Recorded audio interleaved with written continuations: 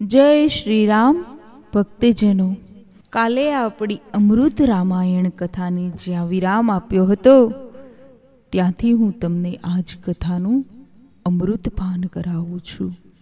તો ચાલો આપણે કથાને આગળ વધારીશું અને અમૃત રામાયણનું રસપાન કરીશું. कलयुग में एक ही आधार है, जब जब समय मिले गाते रहो. श्री कृष्ण गोविंद हरे मुरारी, हे नाथ नारायण वासुदेवा.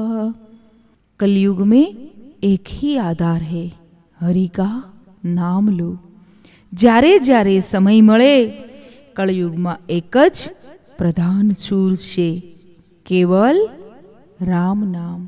જપ યજ્ઞ, દાન કરો, ધ્યાન કરો, એની સાથે જરાય ના નથી.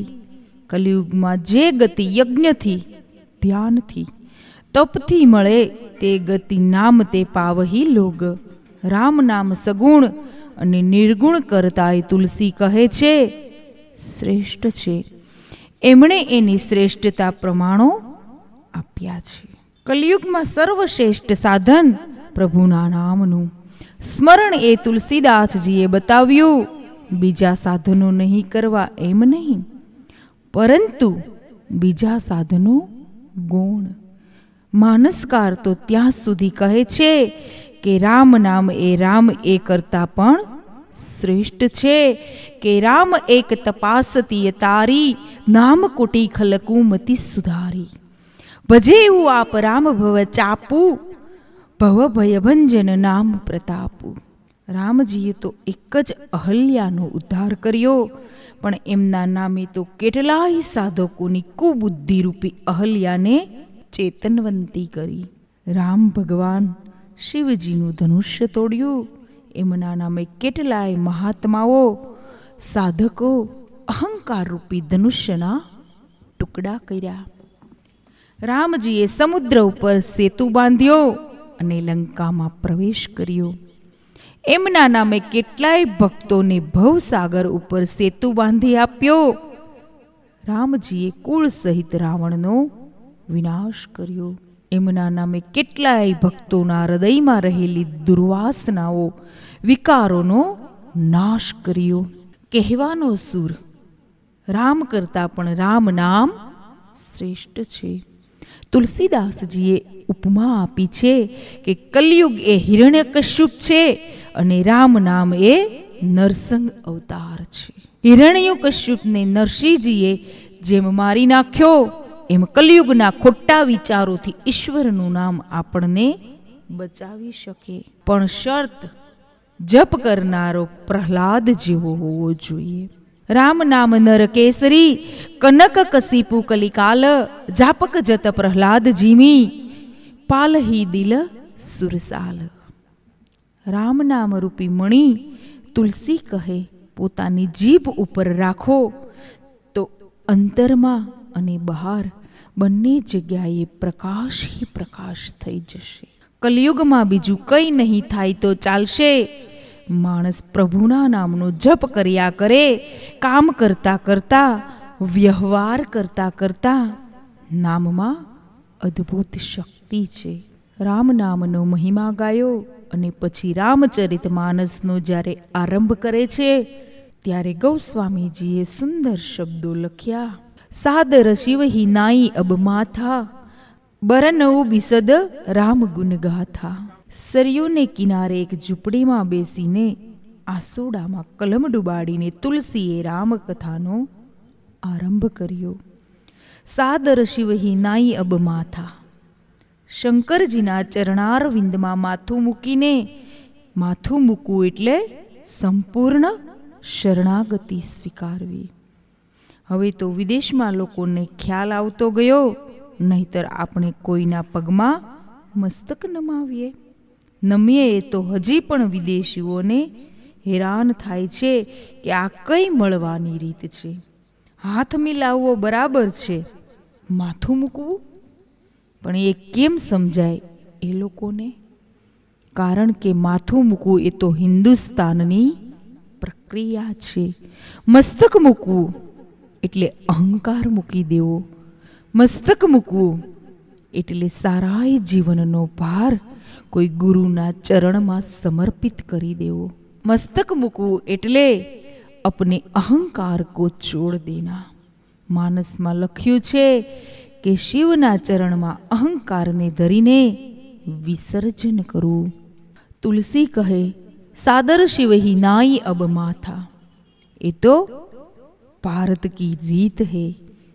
તમે વિચારજો, ભારતમાં યાત્રા કરવા આપણે જઈએ ત્યારે રસ્તામાં ક્યાંય નદી આવતી હોય ત્યારે લોકો નદીમાં પૈસા નાખે. એ કોઈ પાગલપન નથી, એ તો ભારતીય મહિમા હે. નદીમાં લોકો 5 પૈસા 10 પૈસા પાણીમાં નાખે છે. શું કામ? એ એટલા માટે કે હે નદી, તારી પાસે સમૃદ્ધિ છે, એની આગળ મારી સંપત્તિ तुच्छ है, इसीलिए मैं समर्पित कर रहा हूँ. तेरे पास जो समृद्धि है, गंगा ની समृद्धि देखो, भारत में सदियों से बस रही है, ऐसी આગળ મારી અને તમારી સંપત્તિ શું? કારણ એના તરફ આપણે ખેંચાઈએ છીએ. ગંગાના કિનારે પંડિત જાય તોય ભલે અને મૂર્ખ જાય તોય ભલે, એ એની મસ્તીમાં દોડી જાય છે. ન તો પંડિતકાર સ્વીકાર, ન તો મૂર્ખકાર अस्वीकार, न तो पुण्यवान का स्वागत, न तो पापी का तिरस्कार. सदियों से बह रही है यह भारतीय रीत है. सादर शिव ही नाय अब माथा, बरनऊ बिसद राम गुण गाथा. હું ન જાય ત્યાં સુધી હરિનું વર્ણન કેમ થઈ શકે? જ્યારે હું છૂટે હરિ પછીનું વર્ણન શરૂ થાય. અહમ જાય, જહાં શરણ વાય વહાં શરણ પાયા. કોઈએ પંક્તિ લખી છે કે જ્યાં માથું ઝૂકી જાય એટલે પ્રાપ્તિની તૈયારી સંપૂર્ણ અહમ છૂટે. ભારતમાં આપે તો સાંભળ્યું હશે, તમે તો એ દેશમાં રહો છો, એ ધર્મના લોકોની સાથે વસો છો. કેરળમાં, આપણા ભારતમાં ત્યાં મિશનરી પાદરી વધારે પડતા ધર્માંતરણ કરાવે છે. ખ્રિશ્ચન ધર્મનો અંગીકાર કરાવે છે. ગરીબ પ્રજા છે. શાસકો તો ખાલી વાતો જ કરે છે. હજી ઝૂંપડાઓ હિન્દુસ્તાનમાંથી ઓછા થયા નથી. હું તો હિન્દુસ્તાનમાં ફરું છું. ઓરિસ્સામાં હમણાં 3 દિવસ માટે હું ગઈ તો આપણાથી જોવાતું નથી. ભાઈ 18-20 વર્ષની ભારતની બહેન દીકરીને પહેરવા કપડાં નથી. શું વિકાસ કર્યો લોકોએ? વાતો કરી છે, જ્યારે મત જોઈએ છે ત્યારે બધા દોડે છે. ક્યાં કરતા હે? ખાવાની તો વાત જુદી, રહેવાની વાત જુદી, પણ જે દેશની બહેન દીકરીને પહેરવા કપડાં જો ન આપી શક્યું હોય શાસન, તો કઈ રીતે રામ રાજ્યની વાત થાય? મોઢામાં શોભતી નથી, હમ તો ખુલ્લા કર રહે. પછી સ્વાભાવિક છે ધર્માંતરણ કરાવે, બીજા લોભ બતાવે, પ્રલોભનો બતાવે, ધર્માંતરણ થાય જ. એ લોકો બહુ ધર્માંતરણ કરાવે છે. એક પાદરીની સાથે મારે ચર્ચા થતી હતી. મને એમણે એમ પૂછ્યું કે અમે જીસસ ક્રાઇસ્ટને માનનારા, અમે અમારા ગળામાં જે ક્રોસ લટકાવીએ છીએ એ શું છે? મેં કહ્યું, જ્યાં સુધી મારો ખ્યાલ છે ત્યાં સુધી જીસસને જડી દીધા વધસ્તંભ ઉપર એની કુરબાનીનું પ્રતીક તમે હંમેશા હૃદય ઉપર રાખો છો કે અમારા ભગવાનને આ રીતે જડી દીધા, જે ક્રોસ ઉપર લટકાવ્યા એનું સ્મરણ રહે એટલા માટે તમે રાખો છો. એમણે કહ્યું કે એ વાત બરાબર છે, પણ એમણે બહુ સરસ અર્થ બતાવ્યો. એમણે એમ કહ્યું કે ક્રોસનો અર્થ બીજો છે. કહે, ઊભો લીટો એ અંગ્રેજી આઈ છે અને આડા લીટાએ ઊભા લીટાને કાપી નાખ્યો છે. ઊભો લીટો એ કેપિટલ આઈ છે, જેણે પોતાના મજબૂત બનેલા આઈને શેદ્યો. જીસસ બનીને એ ક્રાઇસ્ટ બને, જેણે પોતાના અહમને શેદ્યો. બાબાજી કહે, સાદર શિવ હિનાઈ અબ માથા. 1631ની રામનવમીએ તુલસીદાસજીએ કથા લખી. બેમત છે ભારતમાં કે સંવંત 1631 એટલે 400 ઉપર થોડા વર્ષ તો આ તિથિએ રામાયણ લખવાની શરૂઆત થઈ હતી કે આ તિથિએ રામાયણની પહેલી વાર કથા સંતોની આગળ કહી ત્યારની છે. આ ચર્ચા છે ભારતમાં. અમુક મત એવો છે કે 1631ની રામનવમીએ બાબાએ કથા લખવાનો આરંભ કર્યો, એ એક મત છે. તો પછી સવાલ એ ઉઠે છે કે પૂરી ક્યારે થઈ એ કથા? રામચરિતમાનસ લખાયું ક્યારે થયું એની તિથિ તો બતાવી નથી તુલસીજીએ. અને એનું કારણ ઇષ્ટભાવ હોય, સતગ્રંથની શરૂઆત જ બતાવાય, એની પૂર્ણાહુતિ ન બતાવાય. રામનો જન્મ તુલસીદાસજી લખશે, પણ રામજીનું સ્વધામ ગમન તુલસીદાસજી નહીં લખે. ઇષ્ટ ઉપાસનાનો પ્રશ્ન છે. રામાયણીઓ કદાચ લવકુશ કાંડની કથા કરે છે, જે વધારાનો કાંડ છે, તોય ભગવાનના સ્વધામની કથા નહીં કરે. એ પ્રકરણ મૂકી દેશે. એ ઇષ્ટ ઉપાસનાનો પ્રશ્ન છે. ઈશ્વરને સ્વધામ મોકલવા એ સંતો માટે મુશ્કેલ છે. એ નહીં કરી શકે એ કથા. કૃષ્ણ ઉપાસક ભગવતકારો મોટે ભાગે કૃષ્ણ સ્વધામની કથાથી અટકે છે. પછી ગર્ભિત રીતે સમજાવી દે, બાકી ઇષ્ટ વિદાય એ કેમ સહન થાય? રામ વિદાય એ કેમ સહન થાય? તો શરૂઆત બતાવી છે, પૂર્ણાહુતિ માટે કાંઈ શબ્દો લખ્યા નથી. પ્રારંભ બતાવ્યો છે. એ એક મત છે. એક મત એવો છે કે રામાયણ તો એના પહેલા લખાઈ ગયેલું, આખું શિવજીને અર્પણ પણ થઈ ગયેલું. પણ 1631ની રામનવમીને દિવસે તુલસીદાસજીએ અયોધ્યામાં રામ જન્મ મહોત્સવ ઉજવાયા પછી સંતોની પાસે પહેલી વાર રામકથા કહી. કરહુ કથા હરિપદ ધરી શીશા. જે અભિપ્રાય હોય તે ચર્ચામાં આપણે જવું નથી, કારણ કે આવી ચર્ચામાં રહીએ તો બીજી યાત્રા અટકી જાય. ઘણી વખત ચર્ચામાં લોકો રહી જતા હોય છે. અહીં આમ કેમ, અહીં આમ કેમ?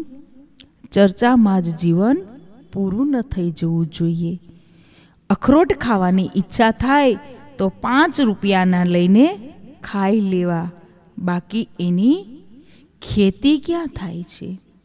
એને પાણી કેટલું પીવડાવવું પડે એ ધમાલમાં ન ઉતરવું, કારણ અખરોટની ખેતીને બહુ વર્ષો લાગે છે.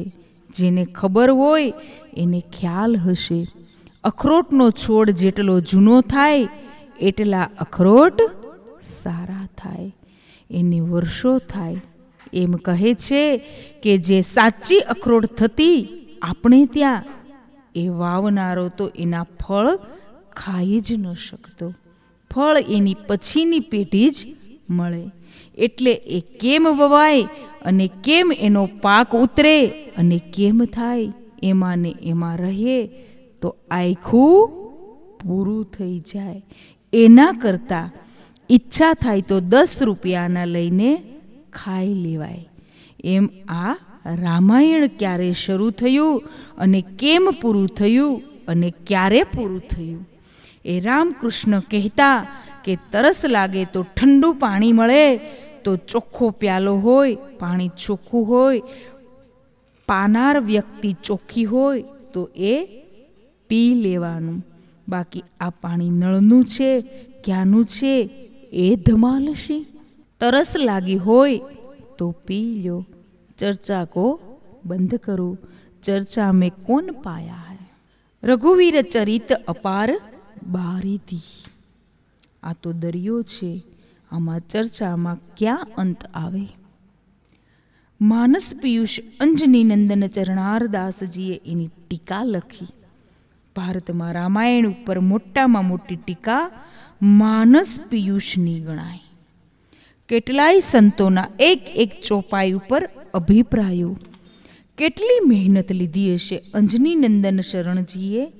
હવે તો સાકેતવાસી હો ગયે તે લક્ષ્મણ કિલ્લાના કિલ્લાધીશ અંજની નંદન શરણજી. આટલી મહાન પ્રકાંડ વિભૂતિ ભારત વર્ષની આખા રામાયણની ટીકા લખ્યા પછી એની છેલ્લી સ્થિતિ અયોધ્યામાં જેને ખબર હશે એને ખ્યાલ આવશે. પરમહંસ થઈ ગયા, ધૂળમાં બેઠા રહેતા માનસ. પિયુષ જેવો ગ્રંથ લખનાર પિયુષ કિલ્લા દેશમાં જ્યારે અયોધ્યાના સાધુઓ પંગત પડે ત્યારે અંજની નંદન શરણદાસજી આમ હાથ કરીને નીકળે. બધા એઠું થોડું થોડું આપો. બધા સાધુઓનું એઠું લઈ સરયુને કિનારે જઈ ખાઈ જાય. અને છેલ્લી સ્થિતિમાં પરમહંસની સ્થિતિ 4-5 છોકરા ભેગા કરે. ભારત વર્ષનો મહાન ટીકાકાર જેણે આટલી મોટી માનસની ટીકા લખી એ માણસ ધૂળમાં બેઠો રહેતો. ખાલી સીતારામ સીતારામ બસ ચર્ચા કરતા નિર્ણય ઉપર આવી જવું જોઈએ. રામકથા તુલસીદાસજીએ શિવ ચરણારવિંદમાં મસ્તક મૂકીને શરૂ કરી. રામ જન્મનો મહોત્સવ. તુલસી કહે જે તિથિએ મારા રામ જન્મ્યા એ તિથિએ એની કથા જન્મી. કોઈ ભી કથા જન્મ કે સાથ શરૂ હો જાતી હૈ. એનું નામ માનસ રાખ્યું. તળાવ જંગલમાં હોય, ગામની અંદર હોય એ તો હોજ કહેવાય. એને તળાવ સરોવર ન કહેવાય. સરોવર તો જંગલમાં હોય, જ્યાં જવામાં મુશ્કેલી પડે, જ્યાં ઘણી કઠણાઈ વેઠીને જવું પડે. તુલસી કહે આ એક રામચરિત માનસનું સરોવર હું તૈયાર કરું છું, જ્યાં જવામાં બહુ મુશ્કેલી પડશે કંઈ. ગૃહ કારજનાના જંજાલા તે અતિ દુર્ગમ શેલ વિશાલા. तुलसीदास जी उपमा देखिए, कितनी सचोट उपमा है. तुलसीदासजीએ કહ્યું કે રામચરિત માનસની પાસે પહોંચવામાં ઘરની જ જંજાળો, પ્રવૃત્તિઓ, સમયનો અભાવ, ચિંતાઓ, આ બધા નાના મોટા ડુંગરાઓ આડા આવશે. પર્વતની ઉપમા આપી છે. તમે ક્યારેક પર્વત ઉપર ચડશો તો ખ્યાલ આવશે આ ઉપમાનો કે કોઈ પર્વત ઉપર આપણે ચડતા હોઈએ તો એમ લાગે કે આ શિખર પછી તો સપાટ મેદાન જ આવશે, પણ જ્યાં ત્યાં જાઓ તો બીજું નવું શિખર પછી તો હોય જ. એના ઉપર જાઓ પછી એમ થાય કે હવે આના પછી તો મેદાન આવવું જ જોઈએ. ગિરનાર ઉપર ક્યારેક ચડો તો ખ્યાલ આવશે. અંબાજીની ટૂંક ઉપર જાઓ ત્યારે એમ થશે કે હવે તો પતી ગયું, પણ જ્યારે પહોંચો ત્યાં એક નવી જ ટૂંક નીકળે. એના ઉપર ચડો તો એમ લાગે કે એની પછી હવે કંઈક નહીં હોય. જીવનની ઘટમાળ એવી છે કે આટલું પૂરું કરી નાખવું એટલે પછી હરિભજન, ત્યાં તો બીજું શિખર ઊભું થયું જ હોય. ગૃહકરાજના જંજાલા તે અતિ દુર્ગમ શેલ વિશાલા. दुर्गम शेल, एक पूरू थયું, दूसरा पैदा हो गया, दूसरा पूरा हुआ, तीसरा पैदा हो गया. આ બધાને ઓળંગીને કથામાં જવાનું બહુ કઠિન હે કથા.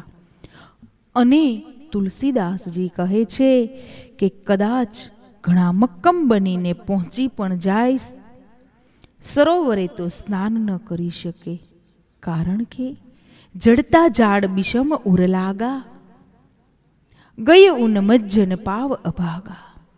તુલસીદાસજી કહે જેને શરદી હોય એ તળાવ પાસે જાય તો એ સ્નાન ન કરી શકે. શરદીવાળું શરીર હોય તો એ જશે તો એ તળાવે સ્નાન નહીં કરી શકે. તુલસીદાસજીએ અભાગી શબ્દ વાપર્યો છે. સ્નાન ન કરી શકે જેને બુદ્ધિના અહમની શરદી થઈ હોય, જેને જડતાની શરદી થઈ હોય, એ માણસ કથાની પાસે પહોંચશે તો એ પામી નહીં શકાય. તુલસીદાસજી તો ત્યાં સુધી સાવધાન કરે છે કે ઘણા જશે અને કદાચ સ્નાન નહીં કરી શકે તો વાંધો નહીં, પણ કદાચ પાછા આવશે તો એની નિંદા કરશે. અરે એમાં શું છે હવે? સર નિંદા કરી તાહી બુજાવા. ધન્ય તો એ છે જે તળાવમાં ડૂબકી મારે, એ વધારે ધન્ય. પણ કદાચ કોઈ ડૂબકી મારી ન શકે તો એ કિનારે બેસીને સ્નાન કરે, એ વંદનીય છે. કદાચ સ્નાન ન કરી શકે તો આચમન પણ લે તોય ઘણું છે.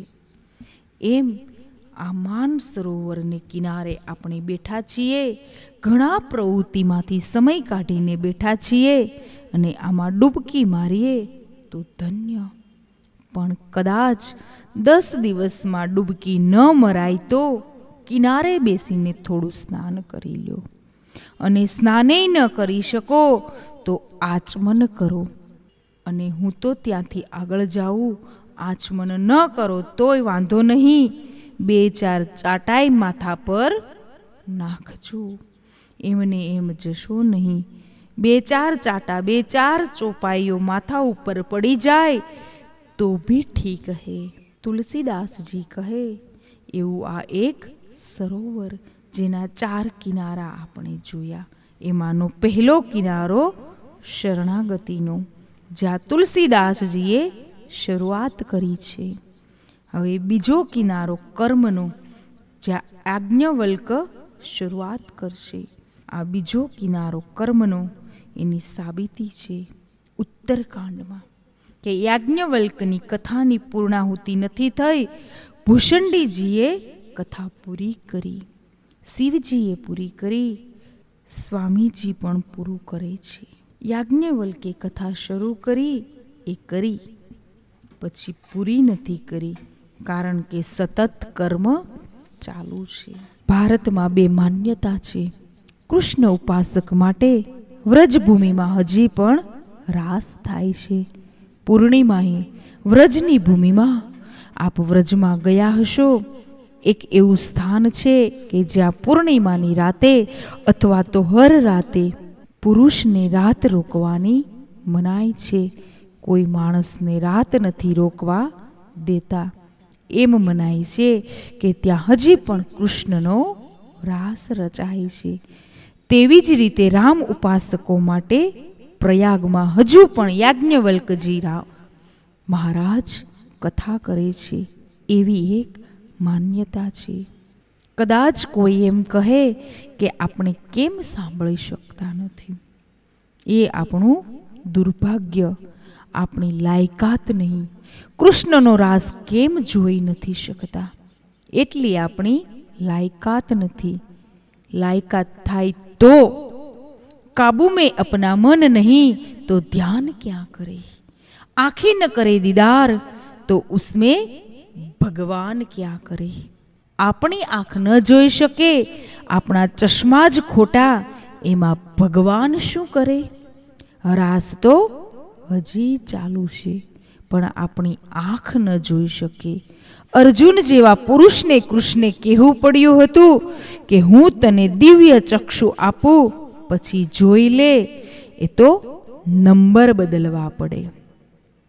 અત્યારે જે મારે અને તમારે નંબર છે એનાથી રામ નથી દેખાતો. એ તો સંતો ચશ્મો ફેરવી નાખે, આપણા આંખના નંબર બદલી નાખે. સાધુઓ ત્યારે જ દર્શન થાય અને ત્યારે જ કૃષ્ણ સામેથી ગર્જના કરશે કે પશ્ય મે પાર્થ રૂપાણી શતો શત સહસ્ત્રશઃ નાના વિધાની દિવ્યાની નાના વર્ણા કુતિની ચહ. કર્મની ભૂમિકા ઉપર યાજ્ઞવલ્કજી કથા શરૂ કરે છે. એની જે પૂર્ણ ભૂમિકા છે તે આપણે સંક્ષિપ્તમાં જોઈએ. ભરદ્વાજ મુનિ બસહ પ્રયાગા જિન્હ હિ રામ પદ અતિ અનુરાગા તાપસ સમદમ દયા નિધાના પરમાર્થ પથ પરમ સુજાના માધમ કરગત રવિ જબ હોહી. ભરદ્વાજ નામના સંત પ્રયાગમાં રહે છે, જેમને રામચરણમાં અત્યંત પ્રેમ છે. એક ચોપાઈમાં ભરદ્વાજજીનો પરિચય આપ્યો છે. તાપસ સમદમ દયા નિધાના. તપસ્વી છે, સમદમ ધારણ કરનાર છે, દયાના નિધાન છે. અને ગૌસ્વામીજી કહે છે કે પરમાર્થના માર્ગના પૂરા નિષ્ણાંત છે. પ્રયાગમાં એમનો આશ્રમ છે. મકર રાશિમાં સૂર્યની સંક્રાંતિ થાય ત્યારે માઘ સ્નાન કરવા પ્રયાગમાં તમામ લોકો ભેગા થાય. દેવતાઓ, દનુજો, કિન્નર, નર બધા જ ત્રિવેણીમાં સ્નાન કરવા માટે ભેગા થાય. ત્રિવેણીમાં 1 માસ સુધી માઘ સ્નાન કરે. માનસકારે લખ્યું છે કે જેટલા સંતો આવતા એ બધા સ્નાન કરીને ભરદ્વાજ ઋષિના આશ્રમમાં મુકામ કરે. ભરદ્વાજ આશ્રમ અતિ પાવન, પરમ રમ્ય મુનિવર મન ભાવન. તહા હોય મુનિ ઋષય સમાજા, જાહી જે મજ્જન તીરથ રાજા. બધા સંતો સ્નાન કરીને ભરદ્વાજ ઋષિના આશ્રમમાં ભેગા થાય. પોતપોતાની વિચારધારા પ્રમાણે બધા જુદા જુદા બેસીને સત્સંગ કરે છે. ભક્તજનો, આજે મારી કથાને અહીં વિરામ આપું છું. આગળ આપણે આવતીકાલે અમૃત રામાયણનું રસપાન કરીશું. જય શ્રી રામ.